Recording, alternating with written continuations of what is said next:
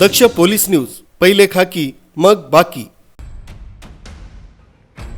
शहरात आणि उपनगरांमध्ये 200हून अधिक दिशादर्शक कमानी उभारण्यात आल्या आहेत। वाहन चालकांना योग्य मार्गदर्शन मिळावं, बाहेरून येणाऱ्या नागरिकांना इच्छित स्थळी सहज पोहोचता यावं, हा त्यामागील उद्देश होता। मात्र अनेक कमानींवर वाढदिवस, अभिनंदन आणि राजकीय शुभेच्छांचे फलक झळकत असल्यानं दिशादर्शक फलकच झाकळले जात आहे। कमानीवरील दिशादर्शक माहिती स्पष्ट दिसत नसल्यानं वाहन चालकांना मार्ग शोधताना अडचणींचा सामना करावा लागतोय।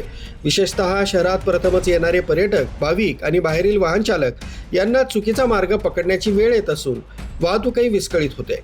महापालिकेच्या परवानगीशिवाय सार्वजनिक मालमत्तेवर फलक लावण्यास बंदी असतानाही अनेक ठिकाणी राजकीय नेते, पदाधिकारी आणि समर्थकांकडून दिशादर्शक कमानीचा वापर प्रसिद्धीसाठी केला जातोय। मात्र या प्रकारावर प्रभावी कारवाई होत नसल्यानं नागरिकांकडून नाराजी व्यक्त केली जाते।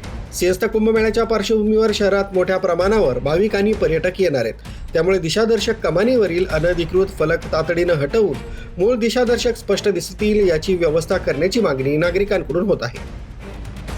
न्यूज ब्युरो, दक्ष पोलीस न्यूज, नाशिक।